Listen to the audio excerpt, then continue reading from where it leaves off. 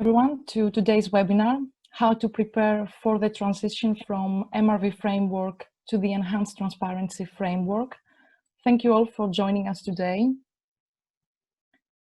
This is the second and the final webinar of this live online course on forest and transparency under the Paris Agreement. In this webinar, we are going to be talking about the Enhanced Transparency Framework, the important role that forests play in the Paris Agreement, and we will also have the opportunity to discuss the experiences and lessons learned from Uganda to engage fully and effectively in the new and enhanced processes and requirements established under the Paris Agreement. In this webinar, we will have two presentations followed by a 20-minute panel discussion with climate and forestry experts from Uganda. And after that, we will have a 15-minute questions and answers session where we want to hear from you. It will help us if you also address your questions to specific people. This webinar will be recorded and we will be sharing the recording with you and afterwards. You already know me from the course, but let me introduce myself again. My name is Anatoly Pultushidou and I work for the National Forest Monitoring Team at the FAO, and I'll be your moderator for today's session. Now that you know who I am, I would love to know about you. So please do go ahead and pop your name and affiliation into the chat box if you like. We all know who you are, but perhaps not everyone knows each other. And without delaying any further, I would like to welcome now our first speaker, Lisa Hanle. Lisa is currently leading the newly established Enhanced Transparency Framework Coordination Unit in the Transparency Division of the UNFCCC. The focus of her activities is to coordinate and facilitate secretary efforts on the development and implementation of the new Enhanced Transparency Framework. Thanks for being with us here today, Lisa. Over to you. Thank you very much. I'm not sure now, this worked before, but it's not showing my presentation. I can't see it. Yes, I think it's coming. Maybe we should. Let me try again. I I thought it was coming. Yeah. You can see it now.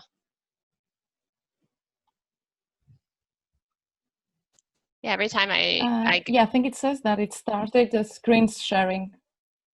Yeah, but it's a black screen to me. If you can see it, I can do it. But let's give it a couple of seconds.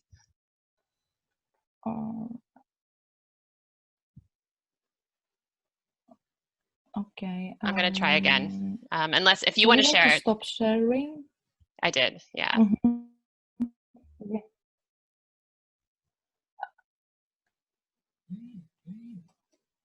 Okay. I see it, but as soon as I put it into presentation mode, it's becoming a black screen. Let me find your presentation. Lisa, do you want me to launch the presentation? That's fine. Okay. But to me it says, yeah, yes. Yeah, now it's... No, but as soon as I start putting it in presentation mode, I lose it now. It's a black screen. All right. I can do it outside. Rosu, would you like to... Sorry, yeah. Yes, I will be sharing her presentation. Okay, thanks for that, Rosu. So, yes, I can stop sharing. I will stop sharing for you. Yeah. Thank you. Okay. So I can start maybe just introducing while Rosia is finding it. Thank you, everyone, and good morning, good afternoon, and good evening. And my name is Lisa Hanley, and I'm also here on the line with my colleague, Peter Iverson, and we're from the Transparency Division of the Secretariat. Thanks to FAO for giving us the opportunity to present on the transition to the Enhanced Transparency Framework. And really congratulations to all of you for the participation in the course over the past couple of weeks. I think it's been an exciting year, and the course, the Secretariat has been working with FAO on this, and I think it sends some really good messages and has a lot of good content about, the importance of a variety of perspectives and the importance of a variety or strengthening of institutional arrangements to help support this transition to the Enhanced Transparency Framework. So we're very happy to be here. Next slide, please. FAO has asked us to present a little bit about what does the current MRV system look like and how it will transition to the enhanced transparency framework. A little bit about the principles of the ETF, some of the elements that are new compared to what is in the current system, as well as the importance of institutional arrangements. And I think we're very excited to do that. I hope we can also convey just how exciting and interesting this field is generally, and what a good time it is to be involved. And I think the importance of all of these various types of organizations to be thinking about this issue now. I think that's also a very important message that we would like to convey. Next slide, please. So I think the first thing to think about is just what is the importance of transparency? I mean, why should you care? I've been involved in this process for over 20 years now, and from different perspectives, from the energy statistics, from a national perspective, as well now as the international perspective. And I think we always have to say, you know, why is it so important to produce these reports to the UN? And I would say that's only one element. If you've produced the report and you've submitted, there's a great international benefit there because a country has met their reporting obligation.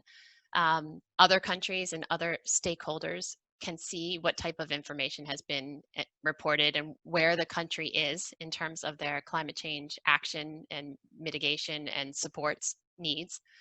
But I think the bigger benefit is that to being able to report, a system has been established in the country, and you've taken the time to look at the climate needs that you have. You've taken the opportunity to see, well, these are my sources of emissions. These are my opportunities to mitigate emissions. This is the support, capacity building, technology transfer, finance that I need. And so it's a good way to collect the information for a variety of national purposes. And so that's, I think, another a key message. Next slide, please. A big element of the enhanced transparency framework under the Paris Agreement is that it builds on the existing system of MRV. And that system has been around for over 25 years at this stage.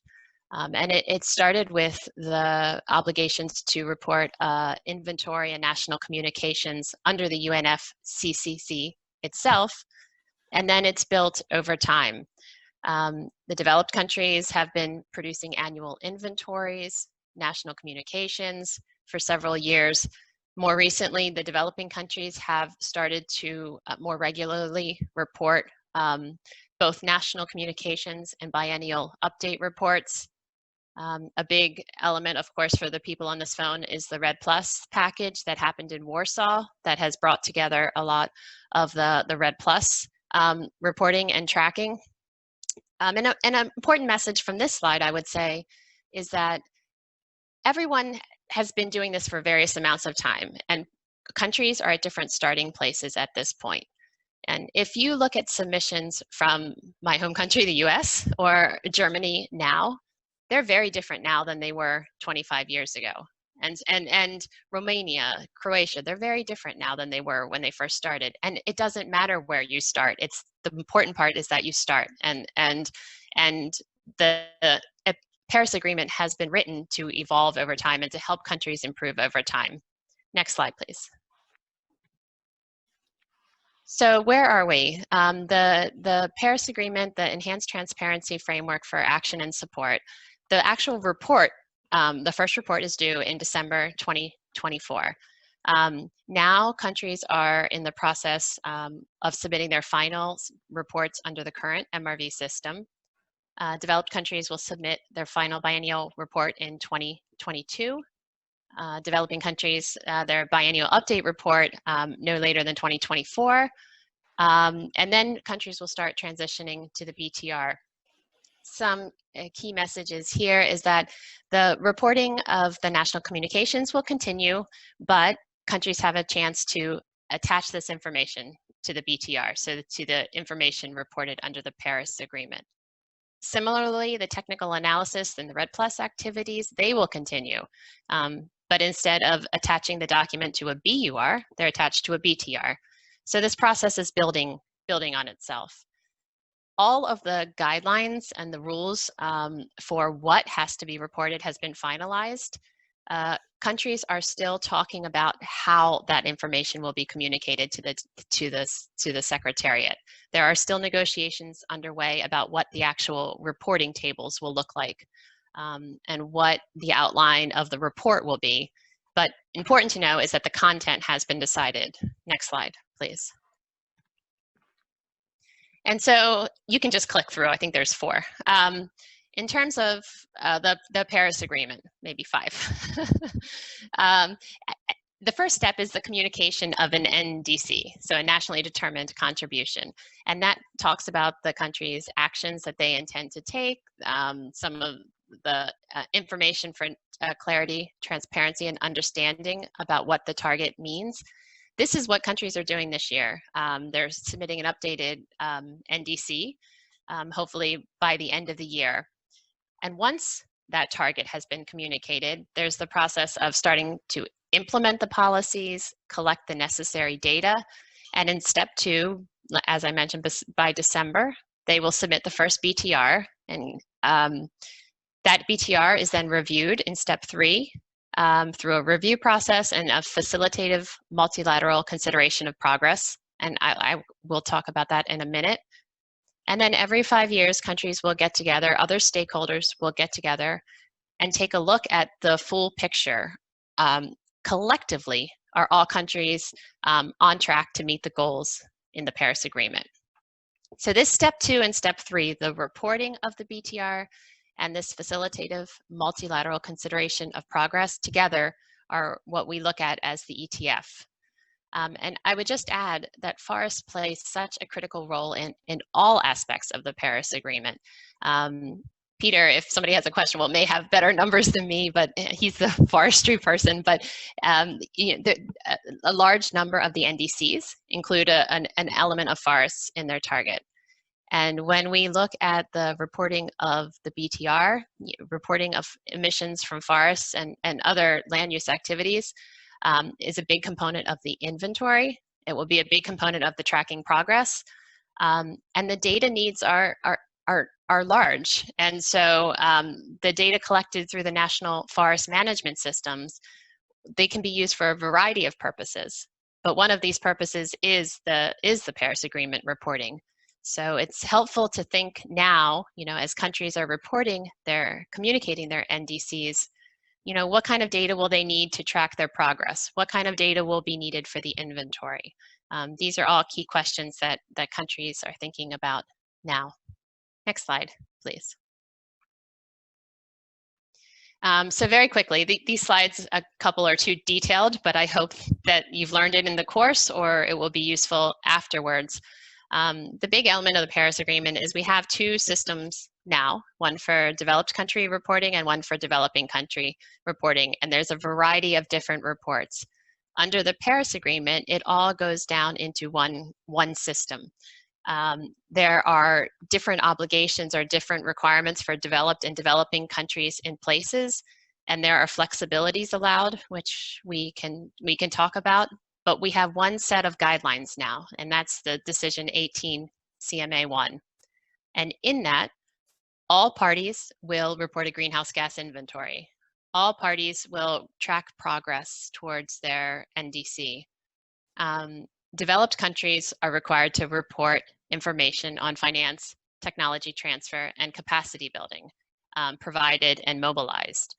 Developing countries are encouraged or should report the information on finance, technology, transfer, and capacity building needed and received. Countries are encouraged to provide information on adaptation. I think another difference as we move to the Paris Agreement now is the review process.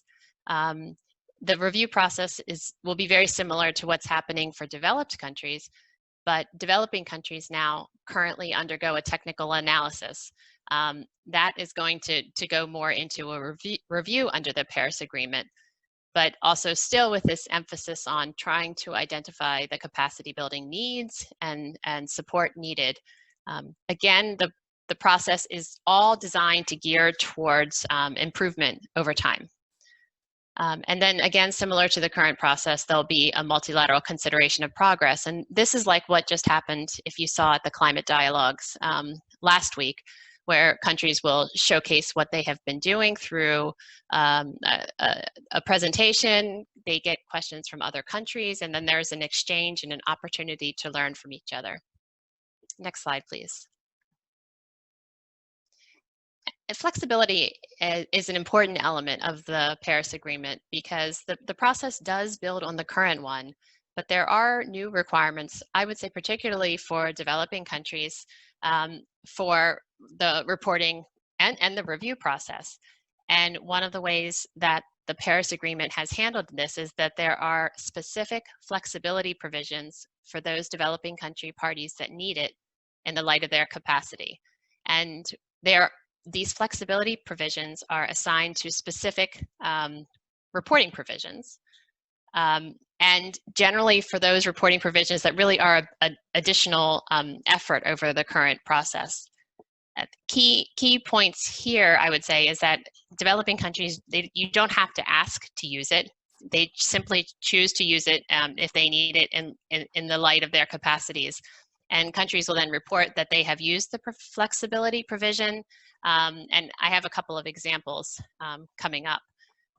They report that they've used it and what are the constraints that they have to meeting the other requirement. With the goal over time that although all countries are in different places now, over time, again, the reporting is improved. Next slide, please. And this is a look at what the current process is. There's always questions about the ability of countries to report under the current system. And if you take a look, there's about 154 developing countries. There are 154 developing countries now, and they are broken into the LDCs and SIDS are approximately half, and the other half, the developing countries excluding LDCs and SIDS. And this distinction is made because under the ETF, some LDCs and SIDS have some discretion on the timing of their reports. But you can see on the left-hand side of the non-LDCs and SIDS, 46 countries have submitted at least one BUR at this point. And on the right-hand side, it's actually now, as of today, 17 BURs have been submitted from LDCs and SIDS. So out of the 154 developing countries, 63 countries have submitted at least one BUR. A common point that we try to make is that one of the best ways to prepare for the ETF is to participate now, because in submitting a BUR, because you start developing the systems in place to help you do this process. So there is a way to go, but we see more frequent reporting in recent years. And again, we can already see the benefits of participating today. Next slide, please. Some of the key elements in the ETF and where we see some of the flexibility reporting, flexibility requirements. Also, the frequency of reporting. All countries are submitting, well, developed countries are submitting annual inventories, and all countries should be submitting biennial update reports. But there is a stronger language in the Paris Agreement for this 2-year cycle for the developing countries. So we say that the frequency of reporting is sort of new under the Paris Agreement. I would say the reporting of institutional arrangements is much more focused under the Paris Agreement than under the current system for developing countries. Again, highlighting the importance of this course, I believe. The greenhouse gas inventories, the use of the 2006 guidelines, some developing countries are using it, but not all. And so that will be a higher emphasis. The gases for reporting, there's more of a focus for the reporting of the F gases. But there's a flexibility for countries if they have not able to do that yet. Developing countries currently are reporting an inventory for the 4 years prior to submission, and that will go to 2 years under the Paris Agreement. But again, there's flexibility there. Projections, I think, is a big one. When we do talk with countries, that's an area where it will be new for many developing countries in particular to report on their projections. The tracking of progress is it's really a new element for all because we don't have the NDCs now. That's a new area. And then the reporting on finance, technology transfer and development, and then capacity building needed and received. And the reporting of that in a tabular format will be new. There's, based on current experience when we talk to other countries, I think we would like to communicate the benefit of information collection for multiple purposes. Again, transparency is not just for reporting to the UN, but it's to meet a host of national requirements. It's really important to develop an institutional arrangement that helps you meet your national objectives. Many countries will say, and what we learned from the CGE is that having some sort of a legal instrument in place can be helpful. Other types of agreements may also be helpful, but some sort of established framework for giving facilities or ministries the power to collect the data they need can be very helpful. Next slide, please.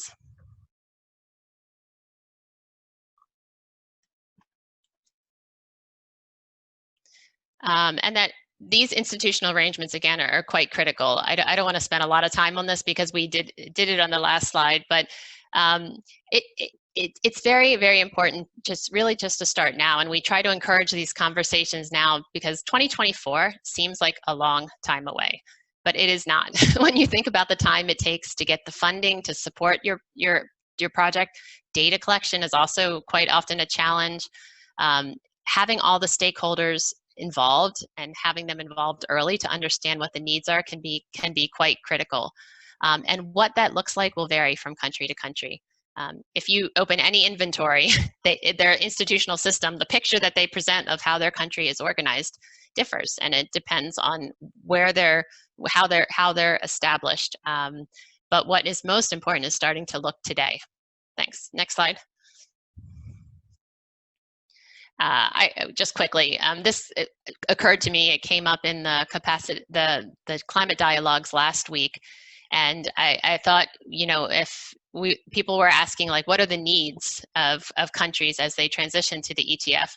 This was a real-time output from the climate dialogues about what countries or participants were saying were key areas of capacity building, and you can see a lot around the ETF.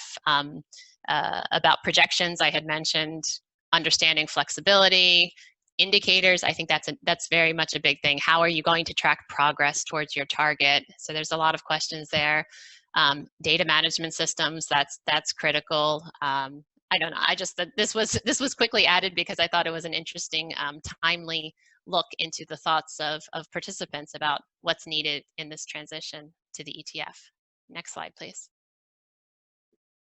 This provides just some resources that we have at the Secretariat that may be of interest. In particular, I would highlight that there's a technical handbook on the Paris Agreement and the ETF, and then also most recently institutional arrangements. There's some information and support on setting up institutional arrangements. This last paper on I can't see, the technical paper distilled, I think it's called. I think it's interesting because it provides a good look at some of the capacity building needs and areas where countries are seeking support. Next slide, please. And finally, we need all of you. We can't do a presentation without saying, the big part of this process is the review process, and under the current system. This is such a valuable experience, both to the countries to get a sense of are they meeting the requirements, and how could they improve? But I think it's a huge training opportunity for the technical, the experts themselves, because you can see what other countries are doing. You take a moment to really look at the guidelines and really understand what it means, and it's really fun. I mean, I would say it's fun to be a part of the process. You make friends over the years and seeing in different environments. So I hope you all can join. That's information on how to participate. Next slide, please. And finally, the key messages. The ETF, I think, is the foundation of the Paris Agreement. It provides information on what countries are doing, what countries need, how we can help. Forests play a key role robust institutional arrangements, so national forest management systems will be key, and working to build those systems now will serve a multiple benefits. And then finally, we need you. So we would welcome your participation now. Reach out to us and let us know if you want to be interested, if you want to be involved in the current process more, because participating in the current process is really the best way to move forward and prepare you for the future. Thanks. Thank you so much, Lisa. Thanks so much for highlighting the important role that transparency plays in international climate change regimes, and for explaining the differences between the current MRV system and the enhanced transparency framework under the Paris Agreement. Everyone remembers, please start putting any questions that you may have for Lisa or any of our speakers into the QA box. It will also help us if you write the name of who you want to address your question to at the start of your question. Before we continue, I would like to do a quick poll now with 3 questions, which should appear on your screens any moment now. I hope everyone is able to see the poll. So we have now 3 questions. I'm reading the first one. Is, do you think that in your country, there is sufficient awareness of the new reporting requirements under the enhanced transparency framework? And the proposed answers are yes, partly, no, or I don't know. The second question is, are the reporting activities on climate change conducted in your country adequately transparent, open, and reliable? What do you think? And the third question is, in your opinion, has the forest sector been adequately considered in reporting activities on climate change?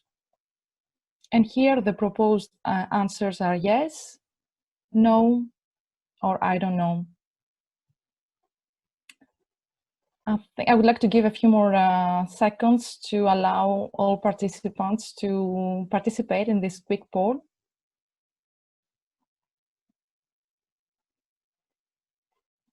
Thank you so much for contributing to this quick poll.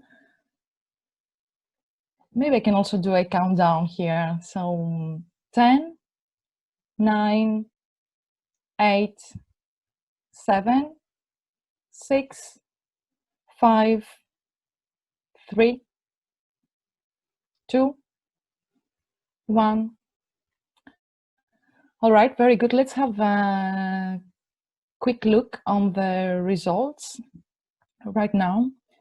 With regards to the first question, I see that most of you believe that, that there is sufficient awareness of the new reporting requirements under the enhanced transparency framework. I hope everybody is able to see the results.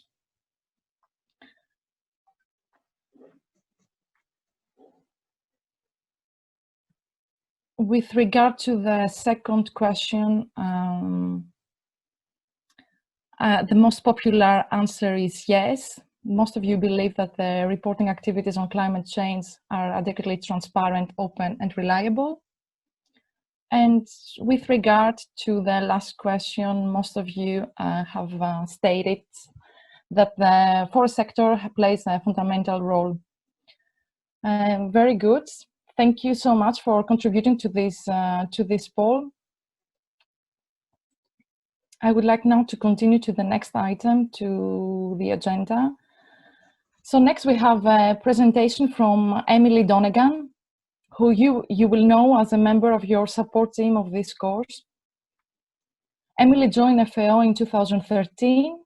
Her work focuses on forest monitoring, REDD+, and climate change. She's currently working on the CBIT Forest project to deliver knowledge and training materials, including the e-learning course, Forest and Transparency under the Paris Agreement. Emily, over to you. Thanks. Hi, good morning, and thanks, Anatoly, for passing me the floor. Just to make sure that everyone can see me and my presentation okay? I only have one screen, so I kind of can't see what's going on. So is that okay? You can see my presentation, right? Yes. I'm seeing some Yes, nodding. Amelia, Thank you. all good. Thank you. Okay, one moment. Okay, so my name is Emily Donegan, and my presentation is about transparency of forest data for reporting, experiences, and lessons learned. Okay, sorry, it's a little bit slow here.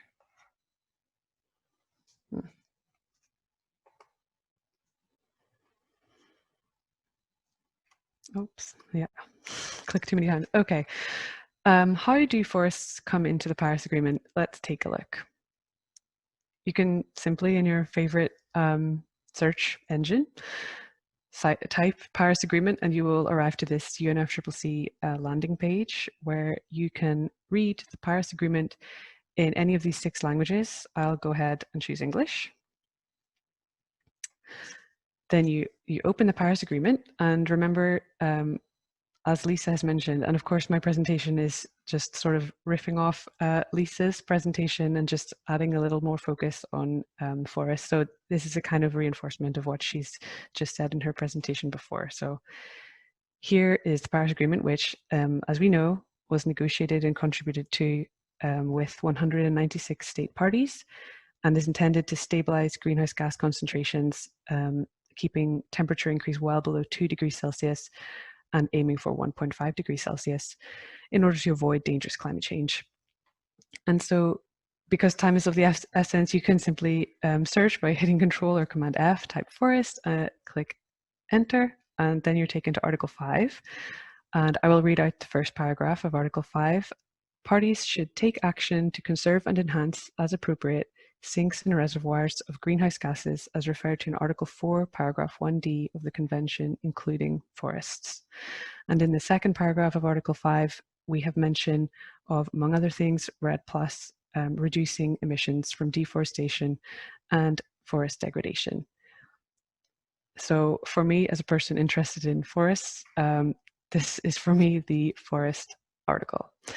So why am I interested in forests? Why is anyone interested in forests? Well, forests are incredibly important, and you may recognize this graphic from lesson 2 of the online course. It is a simple summary of some of the main reasons why forests are so important, and what's not on this slide and is fundamental is that forests are very important, fundamental for climate change mitigation and climate change adaptation. They are a major sink of carbon dioxide. They're also a major source of emissions, mainly through deforestation, and that's why they're in the Paris Agreement. And that's why we need, as the agreement text says, to conserve and enhance them. They are important for mitigation and adaptation in many ways. So now we know that forests are in the Paris Agreement, and that was also highlighted, of course, by Lisa. What happens next in practice? This slide gives a summary, and it's very similar to the slide that Lisa showed comparing MRV to ETF, except here we've just emphasized the role of forests in each of these features. So if you look at the leftmost column, parties should be reporting emissions and removals from forests as part of their greenhouse gas inventory. In addition, parties have included forests in their NDCs, the progress towards which they should also report. Parties report on financial, technical, and capacity building support provided or received, including related to forests. Parties report on adaptation, and forests play a key role in climate change adaptation. Finally, forest-related information will be reviewed and considered. And in addition, something that's not on this slide is REDD+. If a country is engaging in REDD+, it should be reported in a technical annex to the biannual transparency report, in addition to what's here. So, as you know, the first biennial transparency reports will be reported in 2024, and forests, like all sectors of a greenhouse gas inventory, will be reported on throughout these reports. And hence, like other sectors, this reporting must be done transparently. If you recall Article 13 as well as the IPCC reporting principle of transparency.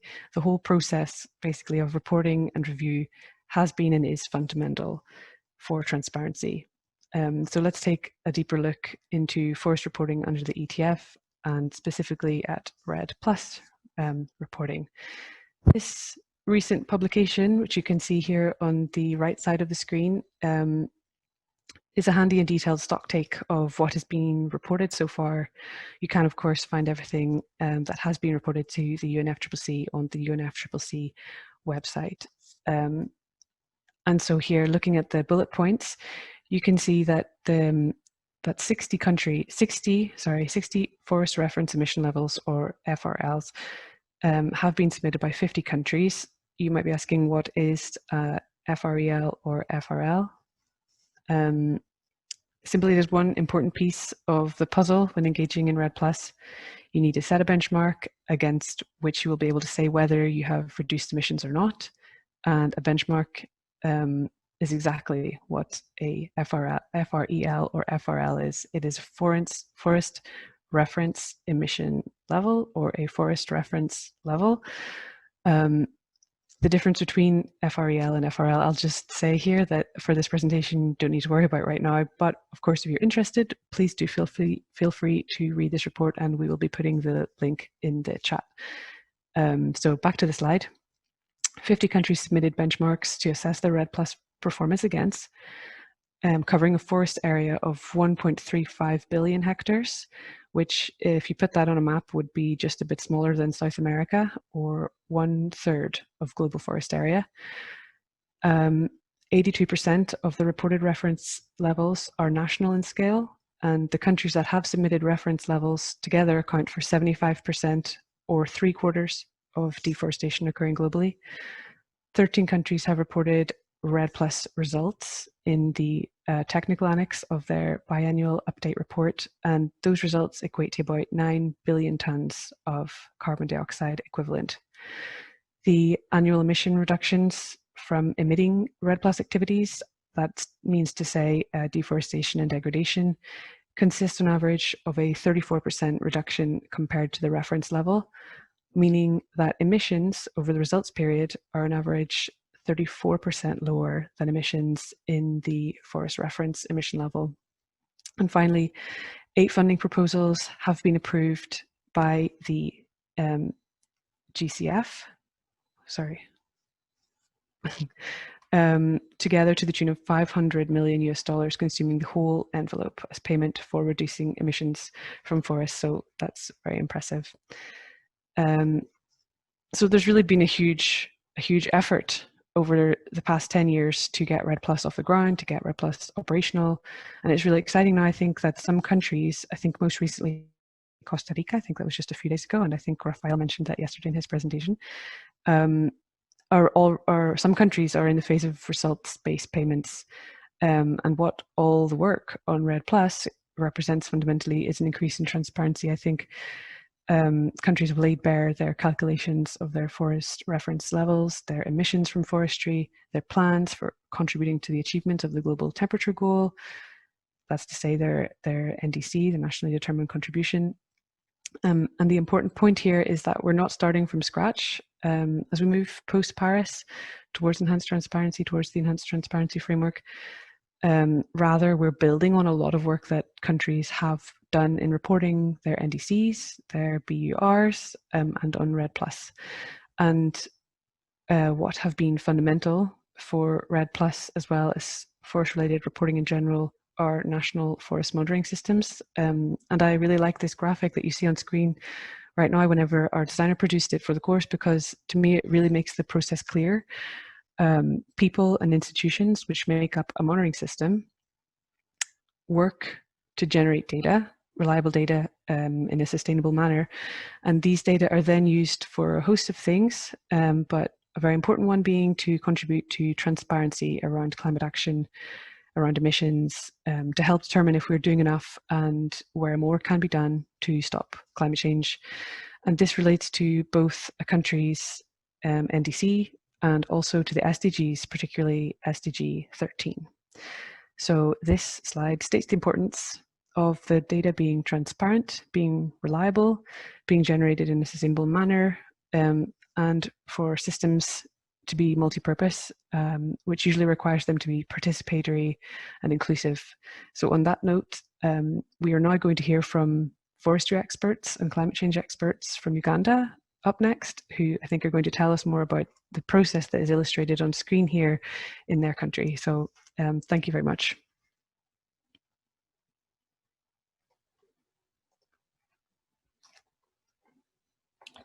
Thank you very much, Emily, for highlighting the important role that forests play in all aspects of the Paris Agreement.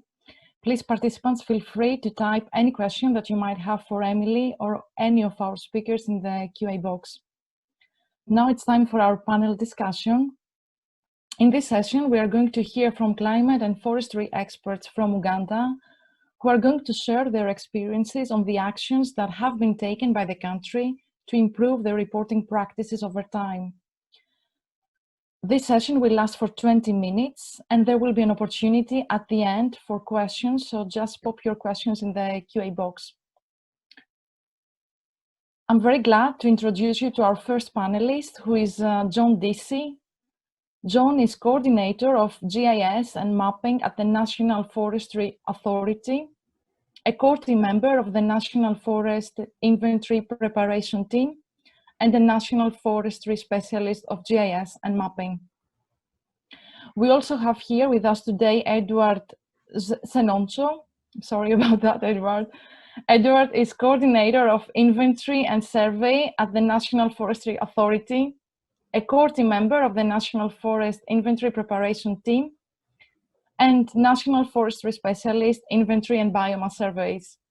He is also a FRA collaborator, having contributing to the FRA 2020 reporting process. And our third panelist is Bob Kazungu. Bob is a senior forest officer working on monitoring and assessment at the Ministry of Water and Environment of Uganda. He is forestry policy specialist and climate change professional and coordinator of the NFMS of Uganda. Thank you very much for participating in this webinar and for this valuable contribution.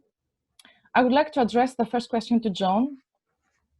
John, can you describe the process followed in the establishment and strengthening of the NFMS in your country? What have been the challenges faced and strategies used for developing and operationalizing the NFMS in Uganda? Yeah, thank you, Anatoly. I hope you can hear me. Yes, perfectly. Yeah, good. And thanks for the kind introduction. I may add that I've been in this process for about 30 years. So when you ask about the process, it becomes difficult to get where to start from. But anyway, when this exercise started, the important thing at the beginning was to map the actors in the country, people who are involved in forestry activities, either producing forests or using them. So we have a number of organizations. We have the administrative units like the National the Forest Sector Support Department in the ministry. We have the National Forestry Authority, where we have GIS and inventory. We have the Climate Change Department. We have the researchers. We have district forest services.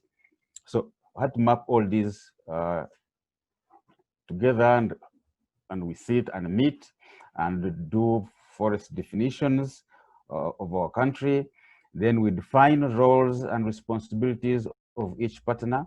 And then we look at data. What data do we have in the country, and what data is actually required so that it can be used in the NFMS. And also tuning this data to the requirements, because you find many data collectors collect it for various purposes. Then also to look at the ways of disseminating the information, where we have databases, and then creating the NFMS and creating a portal where information can be disseminated. The portal is up and running, but it has some small problems to be tweaked, and then would be up and running. And in all this process, we have had assistance from FAO.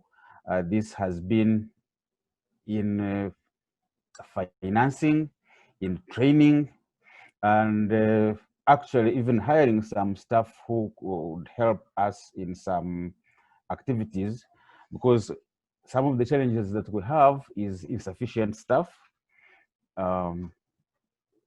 insufficient budget for all these activities, and of course we need capacity building in this process. And FAO has been kind enough to help in that regard. Also in financing and training our inventory specialists. And we hope we are up and running, but we shall also need some assistance to continue to sustain the NFMS in the country. We are trying also to fill some, we have actually filled some gaps which we have had, but we still need more staff to be employed to carry out the massive work. We're also trying to streamline some of the activities into our national forestry budget, so that we don't have to depend on foreign assistance for all the activities. In data collection, we are doing some improvements. For instance, we have always been using Landsat images for mapping forests in the country, and we are now turning to Sentinel to improve on the detail of mapping.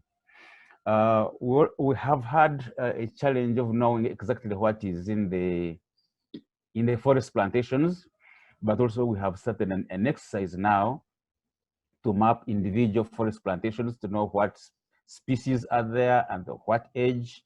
And I think that will improve on the detail and even transparency of our NFMS. I think briefly that's what I can say. Let's if you have some questions. Thank you very much, John. It was very informative indeed. Thanks for your reply. The next question is for Edward. Edward, to what extent the NFMS of Uganda is able to collect, analyze, and disseminate forest-related data that are transparent sustainably? For what purposes are the forest data used? Thank you very much, Anatoly, for the introduction.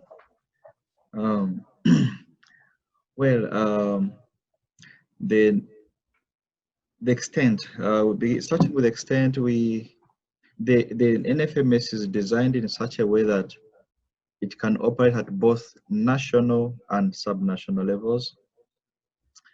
At national level, the data that we collect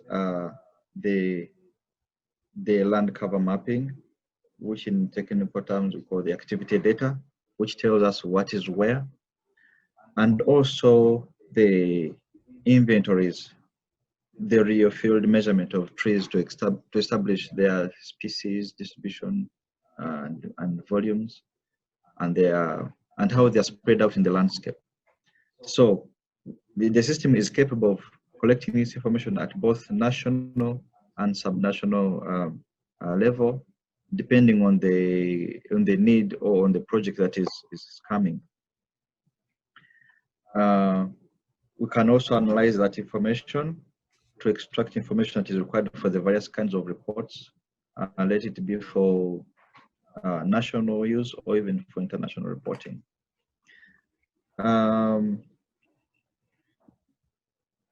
The other aspect of the scope and the extent should be the variety of the data that we collect.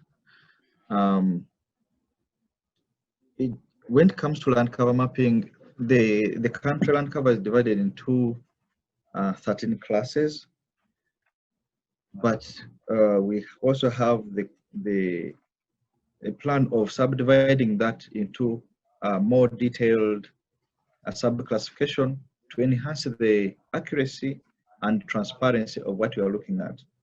For example, not all forests are the same. We have got natural forests, which fall in 3 categories. What the tropical forests, the savanna woodlands, and then those which are degraded.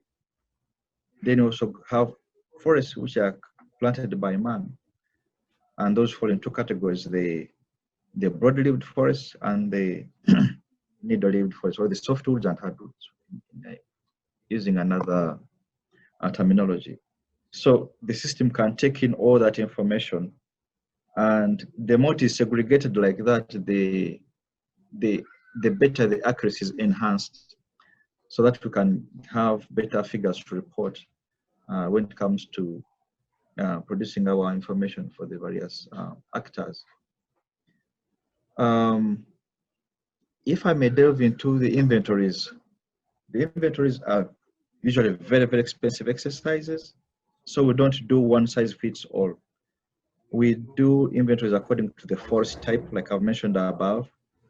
For example, in the natural forest, we have a set of inventories we do there that we don't do in the plantations.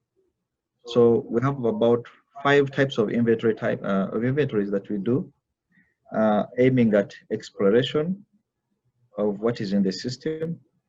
There's what we call ISMI, Integrated Stock Survey and Mapping Inventory. That one is aimed at mapping out what is in the forest, how they're distributed, so that we can separate the mother trees from the saplings and the dying, so that it can guide decisions like what do we harvest, how much do we leave, which one shouldn't we touch, so that we maintain the sustainability of the forest stand. So we also have biodiversity inventories and also biomass inventories. Now, a special bit about the biomass inventories is that these are done usually outside the forest formations, on people's private land, so that we can capture the biomass available in farming systems, in grasslands and other land cover types which are not necessarily forests, but we need to get the biomass in there. So when it comes to the extent, looking at the institutional aspect, my colleague John has expanded on that. We have got many collaborating institutions we work with, the Ministry of Water and Environment, and the several units in there, the CCD, FSSD, and DFS, and many others. So the NFMS is not run by one agency. We all have to work together as a synergy to make it work, because each one collects a particular type of information which they feed in. Others have got analytical functions, others have got social functions, and others, like NF, have got the technical scientific functions. So maybe I can now jump on to for what the data is used for. We do a lot of now this information serves very many purposes. First of all, the government of Uganda is interested in knowing the status of the land cover in the country, especially the forests and wetlands. But now we're focusing on forests. So the land cover mapping caters for that function. It collects information that gives government the status of what we have in the country at any one time. And we've been doing this at epochs of, okay, in the past we used to do it at every 10 years, and because of the technology then we reduced to 5 years. And of late, with our collaboration with FAO, we are going to 2 years, but want to push it down to annual. But of course, like John has mentioned, it requires more manpower, it requires more funding and methodological improvements and of course the satellites that we depend on to get this kind of information. So broadly, the information that comes from this system can be used for supporting international reporting. In summary, for supporting reporting, like for the FRAIL, the way what we did for the FRAIL, the BUR, and what now we call the natural capital accounts, which is something which is Uganda is implementing with the support from the World Bank. The data actually is coming from the NFMS to have this activity reported on properly. And so far the results are good. Though of course we have also identified areas of improvement that we need to look into. We also have the RED process. The NFMS is very key in supporting the various RED activities that we are undertaking, which come in form of projects at a subnational level and also at national level. So we use this system to give us information to guide and to make a decision on the development of these projects, especially those who are looking now forward to the piloting of these, so that we can gain that confidence of reaching the results-based payments. Because by the time you're paid, your data should be good enough. It should be checkable to make sure that it complies with the international standards. So that's that's a role that the NFMS is helping us to really fulfill. Nonetheless, I have to point out quickly that we also use the same system to identify the gaps that we have in terms of human resource, in terms of computation power, storage, and any other related resources that may be required to have this system up and running. So we get these gaps, and we have shared them with our partners, FAO, with our mother ministry, and our other stakeholders, so that they are known, so that if we need to improve the system, we know what exactly to do. Like John has pointed out, recruitment of more staff. And another thing I would like to point out also that is impacting on the system is the funding. The system needs to be fed with the data so that it can keep on analyzing. Now that we're in the time of looking for trends, for you to have trends, you have to be collecting data at an interval.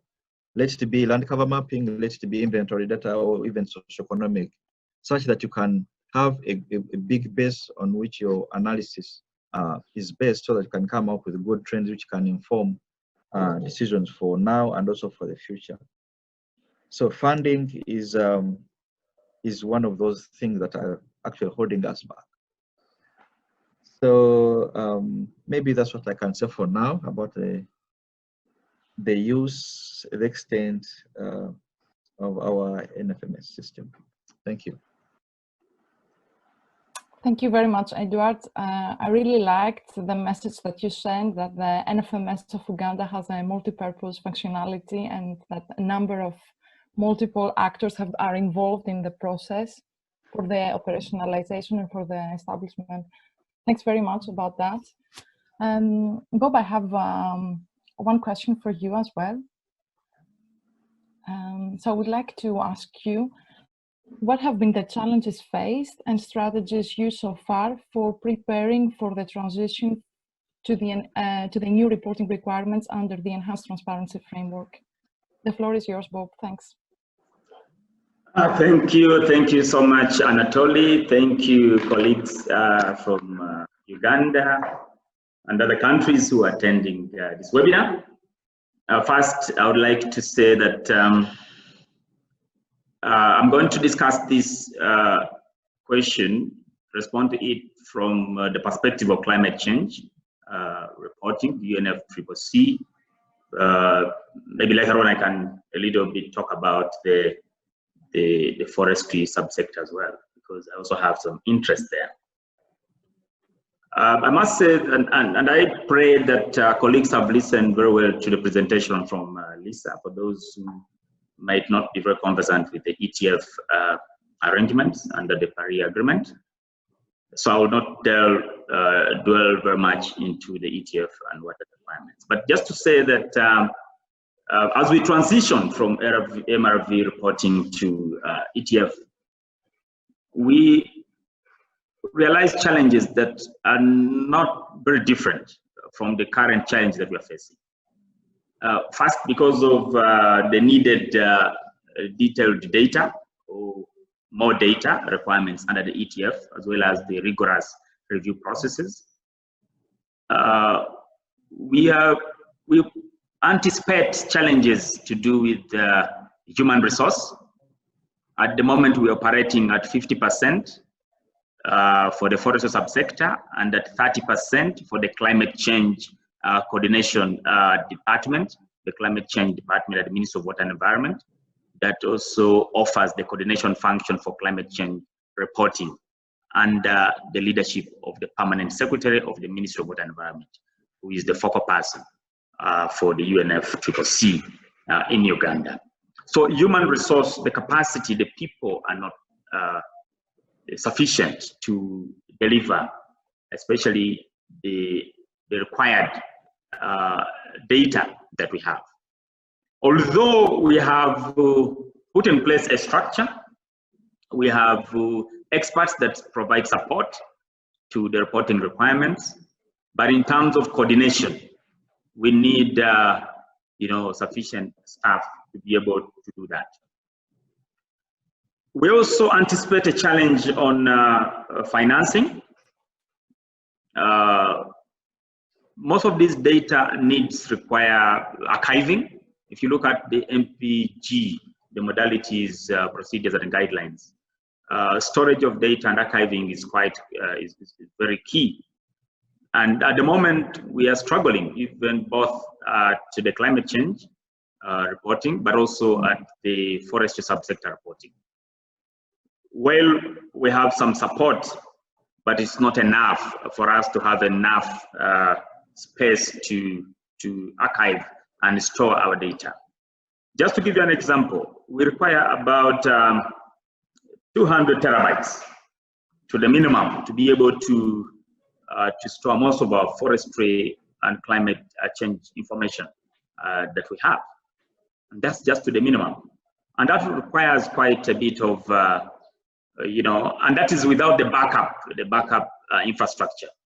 So you realize that we need resources to be able to procure the necessary equipment, just merely looking at archiving of information. So in terms of financing, we need resources to be able to do that. But also access to maps and satellite imagery. You're supposed to, the good images are very costly. You have got to pay for them. The open source images are not as good. I know my forest experts will agree with me. So we need financial resources to be able to have this very good access to very good images, be able to deliver the analysis that are sufficient to report at the global level. The other challenge I see is capacity, in addition to the few persons that we have. But in terms of technical capacity to undertake analysis, accuracy, assessments, we still require quite a lot of internal capacity building. At the moment, we're relying on external consultants and external support for most of the technical analysis that we do under climate change, but as well as forestry and the other subsectors, energy, that contribute to climate change reporting. But the question is, for how long are we going to do that? So at the moment, we would like to build our capacity internally. And I must report that in terms of even methodological development, when you look at the ETF requirements, the rigorous review processes, the TER, and the facilitative approaches, we shall need more of internal capacity building, which at the moment we are lacking. So that's the challenge already. Let me go into the strategies that we have as a country to be able to deal with this transition from MRV to ETF. You might be aware that Uganda is one of the countries that has received quite some significant amount of support in order to build and improve our reporting to the UNFCCC. In fact, most of the staff, although limited, are at the moment undergoing trainings, including the ongoing GHGI training that is being provided by UNFCCC. We also have additional training that we have under the CBIT Forest Project by FAO, which are building capacity of staff mainly for the forestry subsector, which makes a significant contribution to the climate change reporting. And even in this webinar, we have quite a number of colleagues from the local governments that are participating.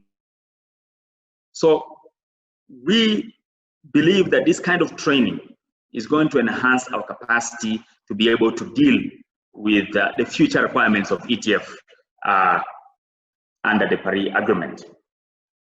We have also been supported, and the partnership that we have had with the FAO, I must confess, that have built a lot of capacity.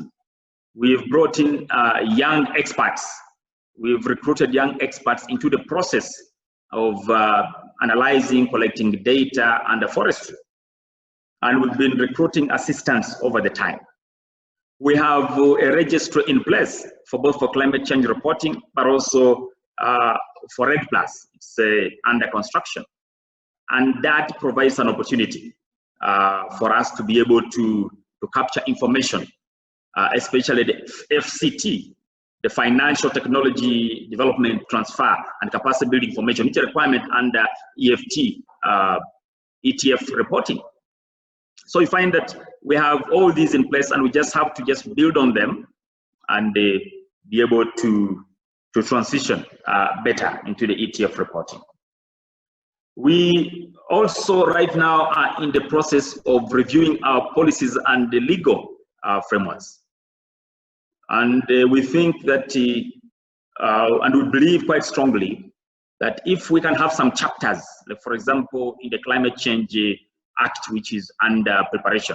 We are right now in Parliament to endorse the bill, to send it into an act. And we have an opportunity, and we have already actually included some of the elements in the act, in the Climate Change Act bill, which is going to be an act after Parliament has assented to it, to deal with the elements, the requirements for ETF reporting, UNFCCC. And the forestry law is also under review at the moment. So we've, with the work that we did under the National Forest Monitoring System, we agreed that we must have a chapter. We must have a chapter to discuss the aspects that are unique to the National Forest Monitoring System, because the legal framework is important, especially for the next question that I'll be discussing shortly. So I guess that is the best I can say in the short time that you gave me to respond to that question. Thank you. Yeah, very good, Bob. Thank you very much. And thank you very much as well, John and Eduard, for helping us to understand how the National Forest Monitoring System has been set up in Uganda, which is the first country in Africa presenting RED+ results. So well done, everyone who is involved to this fantastic process. Congratulations to everybody. And now it's time for the QA session. So if you haven't already, please don't hesitate to write your questions, and we will do our best to get around to them. So let me get the ball rolling here by addressing our first question to Lisa. Lisa, many developing countries still struggle to implement the pre-Paris Agreement transparency requirements. And for those countries, implementing the enhanced reporting requirements of the Paris Agreement will represent a great challenge. What key message would you send to those countries working to meet the reporting requirements of the Paris Agreement? Over to you, Lisa. Thanks. Thank you very much. And it was really great to hear the presentations from Uganda. And you know, we see things in writing in terms of capacity building needs, but to hear the stories and to have the clear examples from Uganda, I thought was very, very interesting. And it's, and Uganda's in a very strong position on the inventory work. And it was, yeah, thank you very much. I mean, I would say the big challenges that I heard and I would agree with completely is this idea of establishing institutional arrangements. And I think John said it in the beginning that the very first thing to do is to get a map down on paper of who's involved in the process. What data do you need? And where do I get that data? And I would agree with that completely.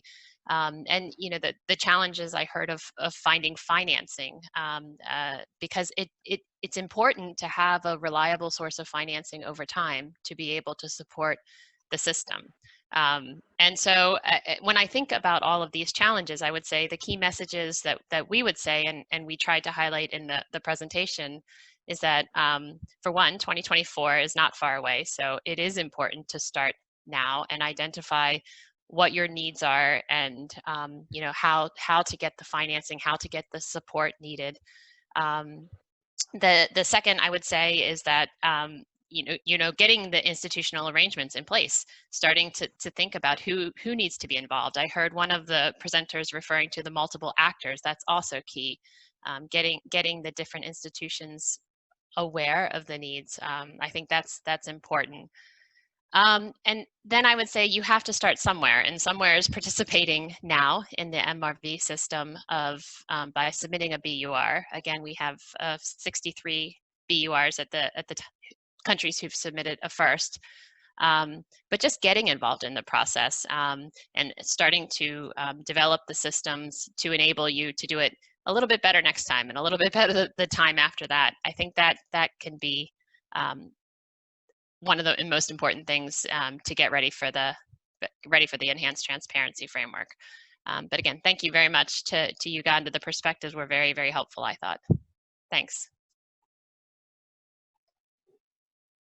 Thank you very much, Lisa. Bob, I would like to come back to you with the questions on institutional arrangements.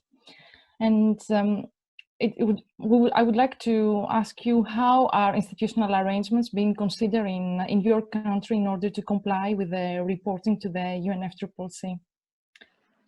Over to you, Bob. Thanks. Thank you very much, Anatoly. And thank you very much, Lisa, for some of the other statements you made about the country. Indeed, Uganda is, in terms of institutions to deliver reporting to the UNFCCC, we have structures in place already. I did mention that. The institutions are available. The working groups are in place that deliver, you know, and analyze data. The data providers have been already identified through a process that took place a couple of years ago. What we need to do right now and improve, which is very key for the ETF and the other requirements under the NPG, is to be able to concretize on the agreements between the different institutions that are playing different roles in the delivery of information, but also in the analysis that we do undertake. So while we have a couple of memoranda of understanding and agreements between different institutions in the country, but we need to make sure that we are more transparent with sharing information with those institutions as and in a more robust manner, so that to enhance on the trust and the confidence built among these institutions. That is the only element that we think needs to be worked on. But otherwise, in terms of institutions, we do have the institutions. When we come to the legal aspects, which are very important for institutions and the sustainable institutional arrangement, I've just mentioned in the previous presentation and my previous response to the first question that Uganda right now is ripe for improving our institutional current institutional arrangements for reporting the UNFCCC, because most of the laws and policies are under construction, under review, if I may say. For the climate change law, it's just under construction. For the forestry policy and law, we're doing the review, and that's an opportunity for us to include aspects of institutional arrangements as a requirement, and also, of course, be able to report about the institutional arrangements under the ETF. So that's an opportunity that we have. In terms of capacities, I just mentioned, because capacity building and the institutional arrangement cannot be separated very easily. There's a lot of capacity building that is going on right now, and we think that will enhance on the functionality of these institutions in delivering the reporting to the UNFCCC or contributing to the reporting to the UNFCCC. So in terms of institutional arrangements, I must say that the country is fairly at a good state. We have where to start from. And I know that as we go along by 2024, we shall have, and that's why I agree with the statement that to begin now to prepare ourselves for the 2024, when we're supposed to be submitting the BTRs. And by that time, we should have learned more lessons, and very likely we could have some changes in the institutions. We could have some improvements in the institutions. I'm foreseeing that kind of situation.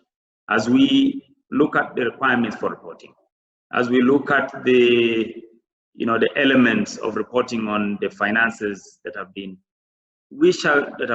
received or needed by Uganda being a developing country, I believe that we might have, and all the requirements for reporting, we may have to do some institutional improvements or changes, very likely so. And we're ready as a country, learning from the Red Plus experience, learning from the submissions that we are doing and the capacity building that we are undergoing under the reporting, national communications and NDCs under climate change. So in terms of institutional arrangements, I must say Uganda has a starting point.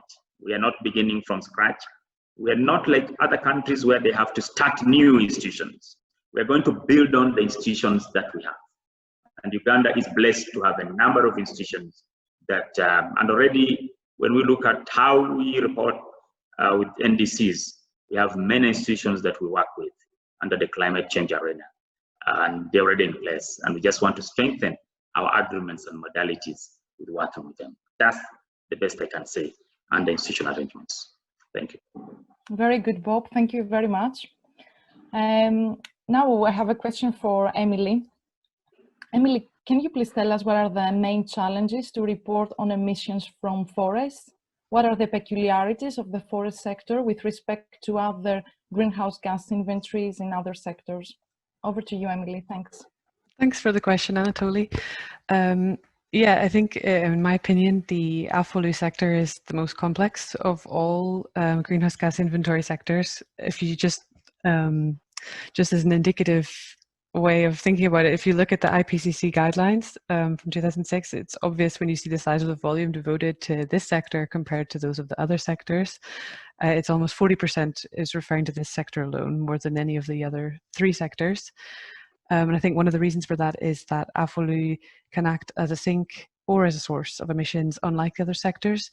And also here with AFOLU, we're dealing with complex ecosystem dynamics, something intrinsically difficult to fully understand, let alone to monitor. And we need to disentangle natural and anthropogenic emissions and try to estimate emissions from complex processes that have feedbacks and long-term cascade effects and effects that change with forest age, soil type, time, and climate. And there's a lot of uncertainty.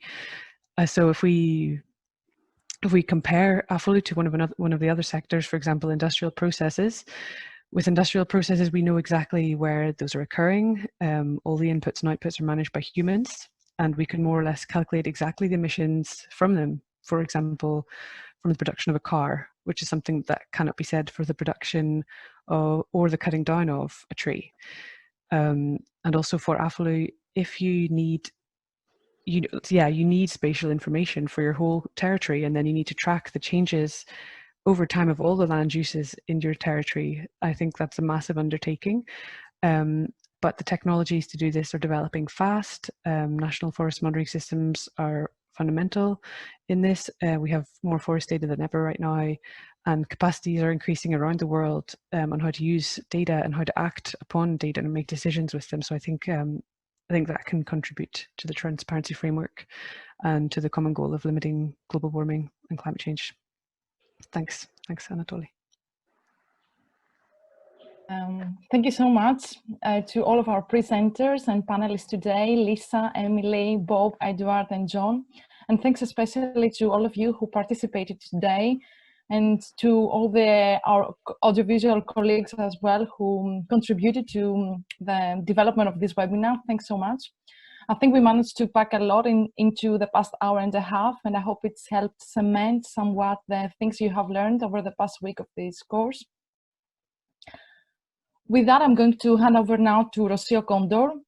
Rocio is a forestry officer leading the global project CBIT Forest, building global capacity to increase transparency in the forest sector, coordinating activities to make forest data more transparent and accessible in the context of the enhanced transparency framework. Thanks for being here with us today, Rocio, to close the final webinar of this massive open online course on forest and transparency. Over to you. Thanks. Thank you very much, Anatoly. And with this last webinar, we have almost reached the end of this first edition of the massive open online course on forests and transparency under the Paris Agreement. And it is today my task to provide some closing remarks. Let me explain which are the last steps to complete the MOOC, provide you with a brief summary of the course, and explain why we have developed it. With the closer model of the MOOC, the remaining activities to complete are available. Take the final test to get the digital badge certification and complete the survey, which will be very useful for improving future editions. At the end, a certificate of attendance will be provided electronically. The last 2 weeks have been very intense, and my team and I are delighted at having seen so many of you participating in the training activities and having interacted with you through forums and webinars. I would like to thank you all for your involvement and your participation. At the same time, I would like to express my gratitude to the team and to the experts who have supported the design of this MOOC and animated the webinars of yesterday and of today. From the UNFCCC, Lisa Hangley, Jenny Won, and Peter Iverson. From FAO to David Morales and all colleagues from FAO who have connected from the different regions, as well as the representatives from Costa Rica and Uganda. I also would like to thank the FAO e-Learning Academy for the support given to make this MOOC possible. The variety of contents covering these 3 models may have been of interest. I hope FRA national correspondents of all forestry officers may have found the topics related to the forest sector more useful, but we hope that the opportunity to examine these potential familiar topics within the context of climate change and the reporting requirements under the Paris Agreement have been novel and of interest. On the other hand, professionals and students interested in climate change will have the possibility to explore in more detail aspects of the Paris Agreement that are related to the forest sector. In the next few days, we will be analyzing in more detail the reports of this online training to understand the levels and modalities of participation. From our side, we have greatly appreciated the rich variety of experience, languages, and nationalities of you, the people that have been attending this online course, and your involvement in the learning activities. We have seen that 364 registered participants from all over the world logged at least once in their platform. The interactive lessons have, on average, been consulted by over 200 participants. Forums have been used to share knowledge and experience among countries. And yesterday, we also had more than 100 participants interacting and learning with experts through the webinar sessions. Your involvement and participation show that our aim to reach as large an audience as possible with our efforts in providing in 3 languages may be considered achieved. And our aim was also to enhance awareness and informing of how important it is that countries contribute to global action against climate change, and to highlight how much this action involves the forest sector. The MOOC was carried out within the CBIT Forest Project, a global project to step up developing countries' ability to collect, analyze, and disseminate forest-related data, to make forest data transparent and accessible in line with the Enhanced Transparency Framework. Its aim is to increase institutional and technical capacities and to boost knowledge sharing and awareness raising about the ETF, particularly in the forest sector. I invite you to consult and share with your networks our global knowledge products available and open to all, including the Upgrade FAO Global Forest Resource Assessment Reporting and Dissemination Platform to make forest data reporting easier in the future, which is already available in multiple languages. The tool you have learned yesterday, which has been developed to facilitate the assessment of gaps and needs in countries' national forest monitoring system. Check our Trello board, our case studies, our knowledge and training material, including the e-learning course to enable access to knowledge about the ETF and forests to anyone, anywhere. Follow our activities through the webpage of the CBIT or our Trello board, where you will find the most updated information, as well as the calendar of events, including webinars, which are open to all. We hope you have appreciated this course and you will be able to apply and transfer the knowledge acquired to your activities in your countries, so that to sustain the global community to reach the ambitious objectives of the Paris Agreement. The key message we wanted to communicate has reached to all of you. The MOOC highlights that a well-established national forest monitoring system is key to providing robust and consistent forest-related data to assess and report forest-related emissions and removals, and also for tracking progress toward achieving a country's national determined contribution. Other editions on the MOOC will be held in 2021 to continue raising awareness on this topic. In the meantime, even if this edition is ending, you will have access to the self-paced e-learning courses in 3 languages at any time. Keep sharing information with your colleagues and your institution, and stay tuned. Thank you very much for your attention. Thanks, everybody. Thank you very much for participating in this final webinar today. And yeah, take care and have a good day. Thank you very much. Bye.